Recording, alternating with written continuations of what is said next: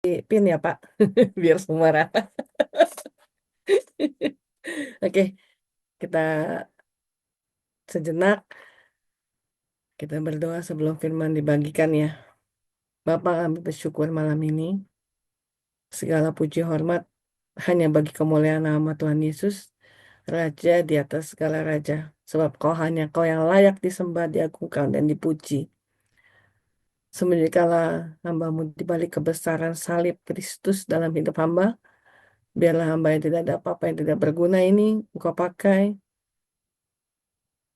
dan Engkau berikan hikmat pewahyuan-Mu untuk bisa membagikan sharing malam ini. Biarkanlah kami mempunyai hati yang subur, Tuhan. Sehingga saat firman ditabur, kami bisa meresapinya, kami bisa menanamkannya dalam hati kami dan melakukannya, Bapa. Terima kasih, Bapa. Segala hormat, pujian, keagungan hanya bagi nama Tuhan Yesus. Satu-satunya juru selamat yang kekal, yang hidup dulu, sekarang, sampai selama-lamanya. Amin. Amin. Saya perkenalkan ya, saya dari Bogor. Mungkin udah pernah tahu ya Pak Daniel Alex. Mana orangnya nih? Nah itu. Itu suami saya. Kita punya 4 anak. Sudah besar-besar, 2 laki-laki, 2 perempuan. Ya, puji Tuhan ya. Gitu. Tadi pagi Pak Joko memberitakan untuk menyampaikan. Jadi saya berdoa ya. Saya bilang sama Tuhan, Tuhan saya harus sampaikan apa ya? Saya bilang, tiba-tiba di hati saya Tuhan kasih tahu. Yeremia 29 ayat 11. Ayo kita sama-sama buka dulu ya. Yeremia 29 ayat 11. Oke,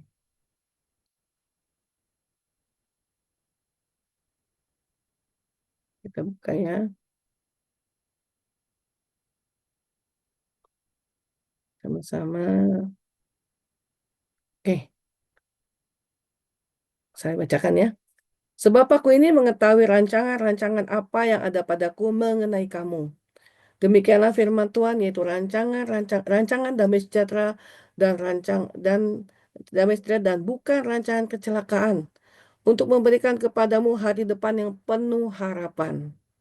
Oke, kita mulai ya malam ini. Saya waktu baca ayat ini ya, saya duduk gitu, saya merenung. Tuhan bilang hidup kita ini penuh rancangan-rancangan, gitu loh. Dimulai ketika kalau kita mengetahui kita dipilih dari sejak dalam kandungan. Berarti kan jauh hari, mungkin usia saya 52 tahun yang lalu ketika benih ditanam di dalam kandungan ibu saya. Berarti Tuhan punya rencana buat saya. Amin. Nggak mungkin dong. Tuhan kita bukan Tuhan yang katanya mengalir. Gitu ya. Kayak air mengalir sampai jauh gitu ya. Saya nggak setuju juga sih dengan kata mengalir. Sebab ketika saya dikasih hikmat Tuhan pagi ini, saya agak bertobat gitu loh. Oh iya ya Tuhan.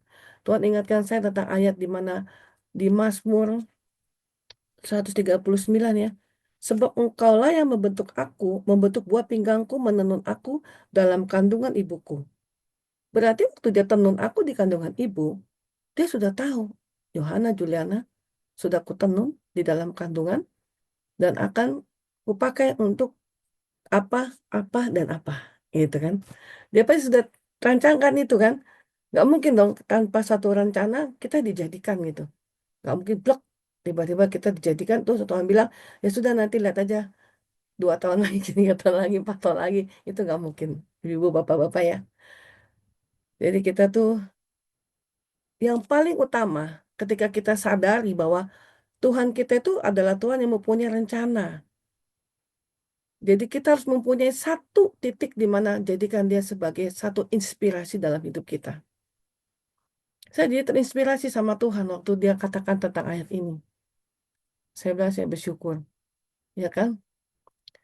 Bahwa saya jadi punya inspirasi mengikuti Yesus, gitu loh. Mungkin kita biasa ya baca ayat ini ya, kayaknya nggak ada apa-apa gitu kan.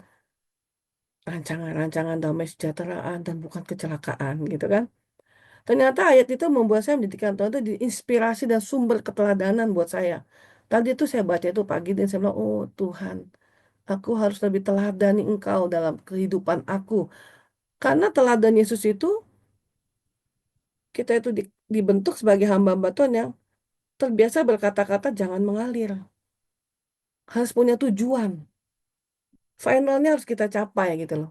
Kita semua berlomba ya, berlari-lari mencapai satu tujuan gitu loh. Nah, itu yang harus kita pegang malam ini. Kita harus punya satu final titik gitu loh. Dia menyusun rencana loh, ya kan? Dia bukan Tuhan yang mengalir dalam hidup kita gitu. Memang pasti mengalir, tapi maksudnya jangan lagi kita mengatakan kok ternyata gimana gini, oh mengalir aja gitu. Jangan ya. Mulai malam ini kita belajar untuk memikirkan gimana cara Tuhan waktu merancangkan kita itu, kita jadikan dia inspirasi, sumber teladan gitu loh. Sebagai nanti kita akan dikenal sebagai orang-orang percaya yang tidak biasa berkata dengan cara mengalir, tapi terbiasa menjalani kehidupan yang dalam membangun rencana. Karena Bapak yang kita akui sebagai Bapak adalah rencana, yang Bapak yang terbiasa membangun rencana untuk hidup kita. Dia tidak mungkin tidak membangun rencana buat hidup kita. Jadi saya terinspirasi ketika ada di satu firman Tuhan dia di Lukas 14:28. Orang membangun menara aja dia duduk-duduk dulu membuat planning rencana. Hendaknya itu di dalam hidup kita. Jadi kita punya satu dasar dalam hidup kita. Ya, jadi di Yeremia 29:9, aku ini mengetahui semua rancangan yang ada padaku. Kata mengetahuinya itu diambil dari bahasa Ibrani. Artinya yadah, ya kan? Yadah itu mengetahui suatu kepastian, gitu loh. Kita mengetahui satu rahasia, kata Tuhan, tentang apa yang terjadi di masa depan. Jadi kalau Tuhan itu mempunyai kata Ibrani dipanggil dengan yada, berarti dia tuh tahu ada satu rahasia tentang masa depan. Tentang kita semua. Kita nggak tahu rahasia itu, tapi Tuhan tahu. Gitu loh. Ya kan?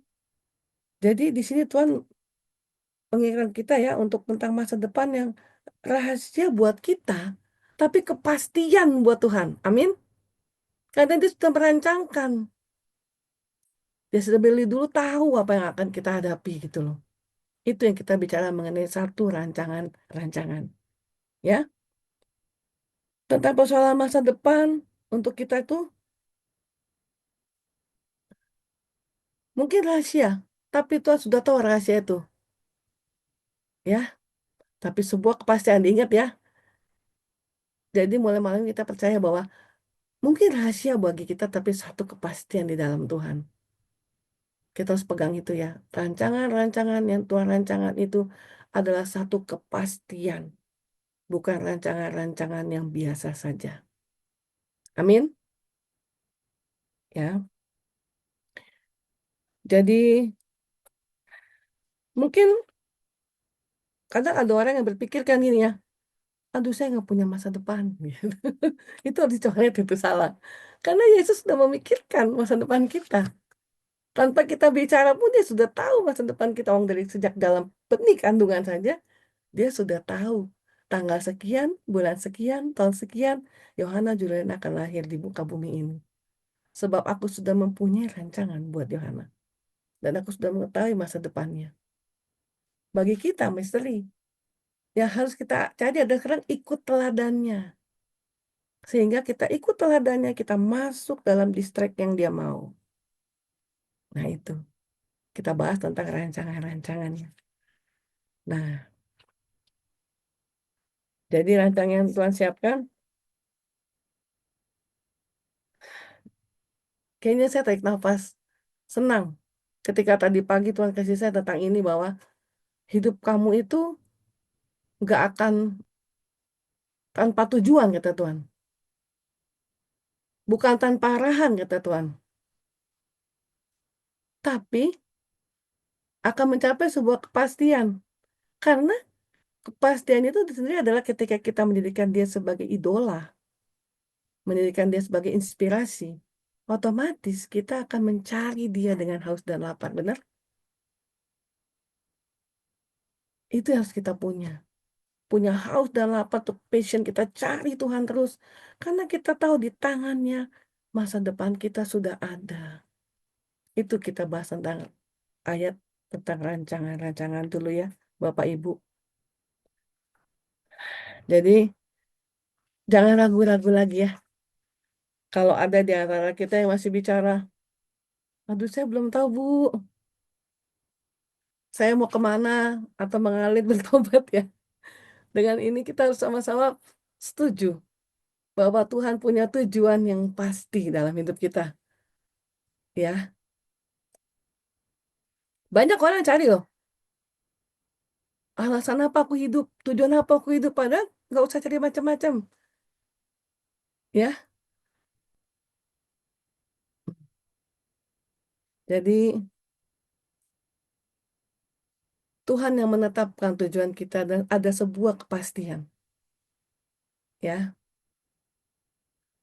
jadi kita percaya di satu ya. Sekarang kita bicara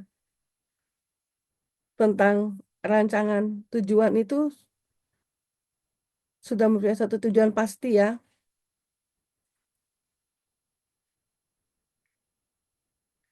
Nah, kalau kita bilang rancangan, berarti ada kata merancang.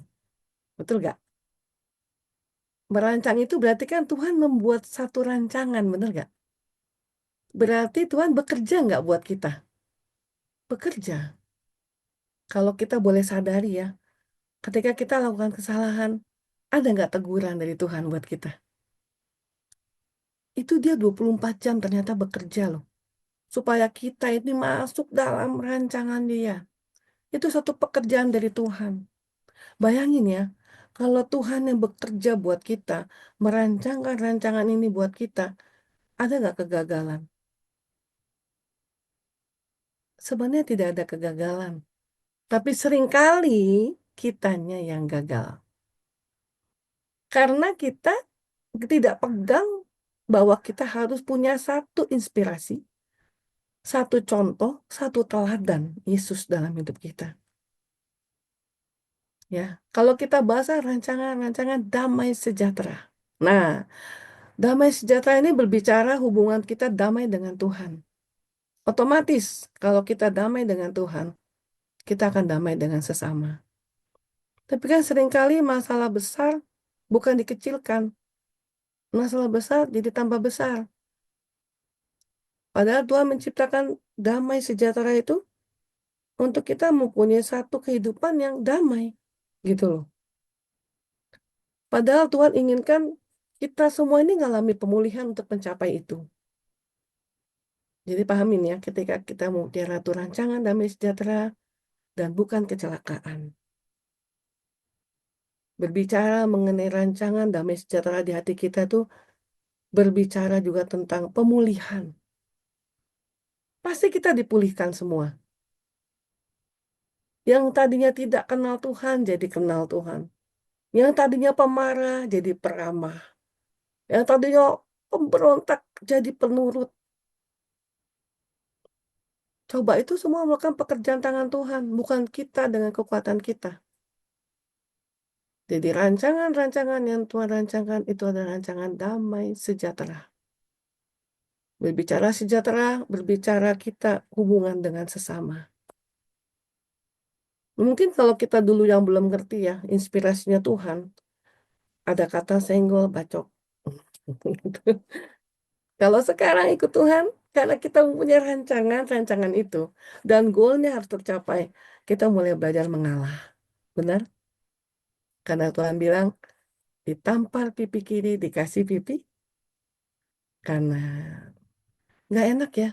Nggak enak. Tapi karena rancangannya damai sejahtera, bukan rancangan kecelakaan atau maut, dan kita harus melihat Tuhan tuh lagi bekerja, melakukan satu kerjaannya untuk mencapai, memberi kita capai kepada tujuannya, mau tidak mau kita melakukan. Karena pertama kali saya sudah bilang, inspirasi kita adalah Tuhan. Ya, jadi model kita hidup itu Tuhan, role-nya. Benar? Mau tidak mau, rancangan itu terjadi dalam hidup kita. Ya kan? Damai sejahtera atau shalom itu artinya adalah perbuatan baik. Jadi kalau kita ketemu orang, shalom, kita kasih tangan. Perbuatan baik bukan yang kita bagi. itu perbuatan baik.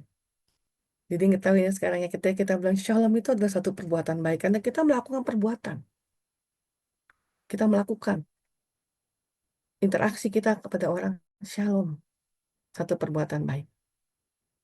Ya. Kalau proses pemulihan itu masih terjadi sampai saat ini, jangan pernah menyerah. Jangan berpikir, Bu, udah deh, saya mah masa depannya gini aja deh. Hati-hati loh, iblis bermain di sini. Jangan pernah bilang berkata-kata seperti itu. Kalau kita lihat kata-katanya gini ya, rancangan-rancangan itu rancangan damai sejahtera dan bukan kecelakaan. Ingat, kata-kata bukan itu bisa didistract sama iblis kalau kita nggak paham. Benar nggak? Dia bisa pakai kata bukan itu mendistract kita. Kita bacanya salah. Oh, berarti bukan. Berarti nggak ada damai. Tergantung kita menerimanya di sini. Kalau kita memiliki hati yang benar, inspirasinya Tuhan, ketika kata-kata bukan itu adalah menekankan kepada kita, gitu loh. Berarti di sini ada rancangan yang kecelakaan, benar. Tapi kecelakaan yang bukan dari Tuhan ya, ingat ya. Tuhan tidak pernah merancangkan kecelakaan. Jadi iblis seringkali mengecoh kita. Contoh, kesulitan, kesengsaraan, kesusahan, sakit hati. Itu kecelakaan juga loh. Kecewa, kepahitan, merusak hidup. Padahal itu kan bukan rancangan Tuhan tuh. Apa ada yang ngomong, ya saya sakit hati nih gara-gara Tuhan merancangkan saya untuk sakit hati terhadap suami, terhadap anak. Enggak. Berarti Tuhan tidak pernah merancangkan hal-hal seperti itu. Jadi bisa paham ya, harus hati-hati. Makanya kita dalam membaca firman Tuhan, harus kita percaya bahwa Tuhan sekarang sedang bekerja, melakukan pemulihan. Dan tanpa sadar hal-hal yang sukar diselesaikan, dia sudah selesaikan. Ketika kita ikut dengan jalurnya dia, ikut dengan firman-Nya. Benar? Ketika kita dijahati, kita memberi pengampunan. Ketika kita difitnah, kita beri apa? Doa. Ketika kita mengalami tidak enak, tekanan, kita tidak marah. Nah, itu. Karena kita sedang dalam perjalanan menuju kepada tujuan itu akhir. Saya pun mungkin bertanya sama Tuhan, apa tujuan saya? Tapi saya pegang satu firman tadi tentang rancangan-rancangan yang Tuhan rancangkan adalah rancangan bukan rancangan tentang bukan kecelakaan lah, rancangan yang baik gitu loh. Dan bukan rancangan menuju kecelakaan. Itu yang saya pegang. Rancangan damai sejahtera. Berarti hidupnya harus berdamai. Ya memang nggak enak. Saya pernah ngerasain satu masalah di mana saya harus berdiam. Nggak bisa ngomong. Di sini saya bersyukur ya, saya ada Pak Joko. Kalau boleh ngomong, Pak Joko itu kayak bapak saya. Melebihi bapak kandung. Ya kan? Jadi yang saya lihat ketika saya mengalami tekanan, saya pasti akan langsung WA, Pak, tanya Pak Joko deh. Pak Joko kalau baca tiap hari, Pak, gitu. Tapi itulah saya. Karena saya tahu, saya mempunyai hati untuk berbicara kepada Bapak. Gitu loh. Saya kan cerita, terus saya tahu bahwa ada orang-orang tertentu yang akan menuntun kita kepada rancangannya Tuhan menuju pemulihan. Pasti di antara kita semua di sini juga tidak akan mulus-mulus aja ya. Kita semua pasti mengalami naik turun, benar? Tapi kita harus percaya pegang satu orang. Tuhan Yesus itu Tuhan yang tidak pernah merancangkan rancangan yang jahat. Rancangannya itu pasti misteri bagi kita saat ini, tapi bagi Tuhan itu suatu kepastian di dalam Dia. Ya kan? Nah, kita pernah lihat kan, waktu Yesus ada di dalam kapal ketika ada badai. Ingat? Waktu di dalam badai, di mana murid-muridnya bilang begini ya, eh, Tuhan tolonglah kita binasa. Terus dia berkata, mengapa kamu takut, kamu yang kurang percaya? Tidak ada satupun dari Tuhan kata binasa itu loh. Tapi dari murid-muridnya. Itu seringkali kita alami. Kita selalu bicara tuh begitu. Udah deh, kalau begini caranya, ini Tuhan begini, ini Tuhan jahat gitu. Kita kadang lihat ya orang yang jakitin kita, orang yang pukul kita, menghina kita kok hidupnya lebih enak ya. Kok dia lebih diberkati ya? Kok aku gini ya? Padahal kita nggak sadar. Pemulihan itu sedang dikerjakan oleh Tuhan. Dia izinkan itu kita alami untuk kita menjadi apa yang Dia mau. Kan kita harus inspirasinya Tuhan kan. Tuhan kan bilang menjadi serupa dan segambar. Saya kalau ngijinin orang mau masuk Kristen, saya nggak bilang Kristen itu enak. Saya paling nggak bilang bener mau jadi Kristen ya. Kristen itu nggak enak loh. Pertama harus pikul salib dulu. Nggak langsung ikut Yesus. Pikul salib, sangkal diri. Mungkin ini banyak baru ikut Yesus di belakangnya. Nggak gampang, saya bilang. Sebab dalam kekristenan yang sebenar-benarnya, itu bukan bicara tentang berkat, tapi bicara mengenai apa? Penyalipan daging. Seperti firman ini kan penyalipan daging sebenarnya ya. Kita harus menjadi serupa. Baru kita lihat inspirasi Tuhan. Baru kita tujuan kita kepada depan itu masa depan. Ya. Dan jangan takut. Firman ini mengatakan bahwa pasti ada tujuannya kita hidup semua. Kejar tujuan kita, jangan takut. Sekalipun kita harus melalui duri dan onak, seizin Tuhan. Pembentukan kita ya, untuk seperti itu ya. Makanya kadangkala ada kata-kata orang bilang ini, why bad things is happen to the good people? Ya nggak? Kenapa sih hal buruk terjadi buat orang baik? Betul nggak? Kita sering ngalamin itu nggak? Orang baik justru katanya dapat masalah. Why? Ada yang bisa jawab nggak? Why the good people have the bad things is happen to good people? Saya pernah sharing sama salah satu orang, dia pernah bicara gitu. Kenapa ya Cio, kita-kita ini kok malah dapatnya nggak enak, katanya gitu. Saya cuma bilang, hidup dalam roh itu tidak seperti hidup dalam daging. Hidup dalam roh itu adalah hidup di mana kita mau memberanikan diri kita dipakukan di kayu salib. Kami setiap pagi berdoa sama Pak Joko, sama teman-teman yang ada. Setiap pagi kami menyucikan diri kami dengan minyak, terus kami mengangkat perjamuan. Dan setiap kali mengangkat roti dan cawan itu, setiap kali pejamata itu, saya dikasih lihat via dolorosanya Tuhan. Di situ saya sedih. Kenapa? Karena hidup saya ini hari ini berarti saya masih diberi nafas. Ketika saya bisa bangun subuh, saya duduk jam 3. Terima kasih Tuhan. Satu hari lagi tugas untuk saya. Berarti saya masuk dalam rencana Tuhan hari ini. Berarti Yeremia 29 ayat 11 terjadi buat saya. Sebab aku ini tahu rancangan apa yang ada padaku mengenai kamu, yaitu rancangan-rancangan damai sejahtera dan bukan kecelakaan atau maut sekalipun. Saya berikan diri saya untuk Tuhan satu hari ini, dan saya serahkan diri saya. Saya bilang, pakai aku Tuhan, seturut kehendak-Mu. Kami lakukan rutin, berbulan-bulan.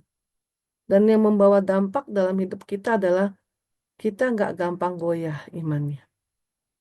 Kita aktifasi semua dari Tuhan, dan ada satu hal yang menarik ya, ketika ayat ini Tuhan kasih, tadi ada gambaran, why the bad things is happen to good people.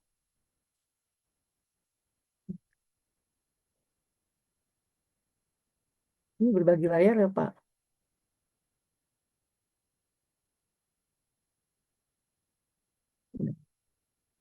Ketika hal itu terjadi, saya percaya ya, kalaupun kita harus diizinkan melalui duri dan onak proses kita, tapi harus kita pegang satu hal. Tuhan sedang mengerjakan sesuatu yang baik buat kita. Karena dia lebih tahu rancangan-rancangan apa yang ada dalam hidup kita. Jadi kita jangan lagi terkecoh sama iblis ya. Firman ini nyata. Sejak dalam kandungan sampai 52 tahun saya berdiri sekarang. Itu adalah rancangan Tuhan. Rancangan bukan rancangan maut atau kecelakaan buat saya. Untuk menuju kepada masa depan. Demikian juga Pak Joko, Bu Linda, Bu Teti, Pak Andre, Bu Endang, Adeline. Semuanya ada di sini. Aceh, baik juga Bu Dede, semuanya. Harus pegang bahwa prinsip kita sekarang, kejar Tuhan kita. Firman ini meneguhkan kita untuk jangan lagi mengalir ya. Tapi ayo kita bersama-sama mengakui bahwa hidup kita ini ada dalam rancangan dan tangannya Tuhan. Jadi kalau kita mau melakukan sesuatu, duduk dulu tenang, bertanya kan. Dalam duduk tinggal diam tenang dan berdoa kan, terletak kekuatan kita. Karena yang namanya damai sejahtera itu adalah ketenangan. Kalau kita nggak tenang, kita duduk diam tenang. Saya juga suka ngalamin, suami saya suka lihat saya lagi di ruangan ini diam aja. Diam aja, diam, tenang. Sampai kadang-kadang dia nanya, nggak perlu makan ya? Kata dia gitu. Emang nggak perlu makan? Kemarin saya digituin dia, saya langsung mau makan, ntar dulu saya gitu karena saking di sini diam gitu ya, karena merenung gitu loh. Yang saya renungkan gini, wah Tuhan baik banget ya. Saya dulu tuh terinspirasi sama ayat di mana seorang janda Sarfat ya. Besok dia harus makan, tapi hari ini datanglah seorang nabi. Nabi itu bilang, berikanlah buat saya dulu makanan itu kan. Jadi dia beri itu, makanan itu buat nabi itu, dan dia sudah tidak berpikir hidupnya lagi. Gitu loh. Tiba-tiba Tuhan yang ngajarin saya gini, anggaplah itu hari-hari terakhir buat kamu. Hari ini hari terakhir kamu beri buat aku yang terbaik. Banyak di antara kita tahu ya, umur tidak menentukan kematian. Betul? Tidak ada yang pernah tahu kematian kita kapan. Jangan kira aku 52 Nena yang 60 atau 70. Siapa duluan? Enggak. Kata lagi ngantri semua. Kalau tugas sudah selesai dipanggil, ya kan? Jadi setiap hari tuh saya bilang gini, kalau saya bangun pagi jam 3, hmm, berarti hari ini hari terakhir saya. Kan esok kita tidak tahu. Firman Tuhan bilang apa? Kesusahan hari ini cukuplah hari ini. Sebab besok punya kesusahannya sendiri. Ya kan? Jadi pecamkan ya itu ya. Kalau hari ini di dalam Zoom ini ada yang merasa lagi tawar hati. Ada yang rasa kecewa. Baik sesama atau orang dekat. Baik suami, istri, teman, sahabat, sepelayanan apapun. Ayo kita berdoa bersama-sama. Gitu loh. Yang rindu didoakan, kita berdoa bersama-sama. Supaya hari ini kita sadar bahwa rancangan Tuhan itu damai sejahtera. Kata shalom dalam hidup kita itu berarti bukan sekedar shalom. Nggak tahu nih shalom itu artinya apa? Bekerja memberikan damai. Ketika kita shalom tangan sama orang itu kita lagi impartasi loh. Impartasi apa? Damai. Benar nggak? Mana mungkin dong kita shalom. Shalom. Gua benci sama lo. Gitu. Nggak mungkin.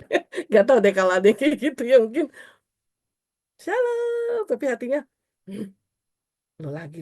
Gitu. Mungkin ada aja. Tapi ketulusan itu bisa dilihat loh. Bisa dirasakan. Makanya ngalamin seperti itu, ayo malam ini kita sama-sama datang sama Tuhan ya. Jangan mau sesat ditipu oleh kebohongan ya sama Tuhan. Sama iblis, sorry. Iblis bisa memakai ayat ini untuk membohongi kita. Kan rancangannya kecelakaan, di belakangnya ditulis kan. Memang Tuhan izinkan kata kecelakaan itu terjadi di ayat itu. Tapi Tuhan mau nunjukin kecelakaan itu bukan daripada aku.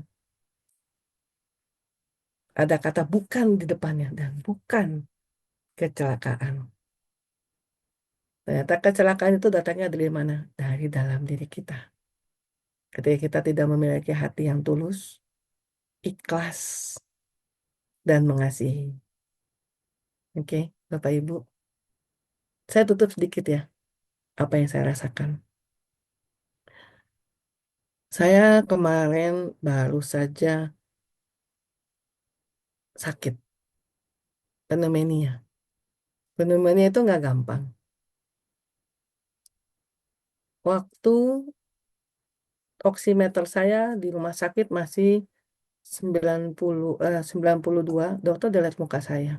Saya lihat lagi muka dokter kan. Bu, sejak kapan rasa seperti ini? Dari batuk. Sejak saya pulang dari Medan, dokter. Tanggal berapa? 28. Sampai 28 tanggal 1 saya di apartemen sama anak saya. Dia hitung-hitung-hitung. Dia keluarin satu surat saya baca. Loh, kok UGD? Saya bilang gitu. Karena mah pengantarnya obat gitu kan. UGD, saya bilang gitu kan. Iya bu, pokoknya tak tedeng-tedeng ngaling-ngaling. Ibu terkena pneumonia. Saya rasa dokter itu benar-benar Tuhan kasih ya. Setiap dia ngomong apapun itu benar-benar cakep dan benar tepat gitu. Saya belum kenal dokter ini. Lucunya waktu pilih dokter, saya maunya sama dia. Tuhan turun ke dia gitu kan. Waktu dapat rujukan itu, hari yang Selasa ada. Tapi dokter enggak, ini enggak spesialnya, Rebo aja. Gitu kan. Udah ini saya berobat dong ke sana. Bu inget ya, kalau nanti ibu merasakan sakit, turun di 80 saja, 70 lari ke rumah sakit ke UGD. Ah, ya dokter, saya bilang gitu kan. Nih ya, kadang-kadang kita orang Kristen ya, dalam nama Yesus aku sembuh. Ah, Yesus suci kudus kan, gitu kan ya. Wah, dengan darah Yesus gitu kan. Gak usah ke dokter, gitu. Iman, gitu kan, teguh. Di rumah, saya sudah mulai. Tapi saya mulai nyiapin barang. Digerakin Tuhan. Saya toksi sampai saya taruh di sini nih. Saya taruh di tangan saya sini terus. Itu ada Bu Dede di sini ya sama Pak suaminya yang tahu bahwa ten, oximeter saya turun dari 88 siang. Serat turun. Saya masih sempat cool loh. Komunitas cool itu masih ikut cool. Karena saya bilang, Pak, saya mau cool, saya mau minta didoakan. Di cool. Masih punya iman gitu. Karena saya taruh oximeter itu, 88. Suami tidur di sebelah. Saya rapi-rapi suatu, 66. Itu udah warning kan. Jalan ke samping situ udah, Pak, Pak, udah siap. Oh, udah siap ya? Ya oke, dia bilang gitu. Saya turun tangga 28. Aduh, saya bilang, saya duduk di dalam mobil. Saya bilang gini, Tuhan, hidup saya bukan saya lagi ya, tapi Tuhan yang hidup dalam diri saya. Saya tidak duduk begini di mobil, saya sudah duduknya udah tegak. Saya pegang tangan saya pakai pegangan ini supaya saya nggak jatuh. Saya bilang gini, aku bisa bernapas. Aku bisa bernapas. Jarak 30 meter, 30 menit. Saya tanya sama suami, lewat jalur mana? Jalur ini. Langsung tuh kayak dua mata tuh, keset, gitu. Wah, 30 menit deh dalam hati. Saya bilang sama suami, jangan ajak saya bicara. Diamin saya ya. Iya, saya bisa bernapas. Saya bisa bernapas. Ternyata sampai depan UGD, saya selamat. Pertolongan terjadi ya, udah pakai masker. Ini saya tensi di tensi, sudah segala macam. Jadi, saya tahu ya, waktu fenomena melanda Indonesia, COVID ya, banyak yang meninggal. Waktu ternyata COVID kena badai fenomena. Itu. Saya rasakan bahwa saat itu Tuhan tuntun saya banget. Saya bersyukur ya. Padahal di depan mata ada tugas KKR. Akhirnya Pak Joko yang survei besoknya. Dan saya memang diizinkan Tuhan tidak boleh ngapa-ngapain secara total. Satu hal saya bagi ya di sini ya. Kembali rancangannya adalah rancangan damai sejahtera. Bukan kecelakaan atau maut buat saya.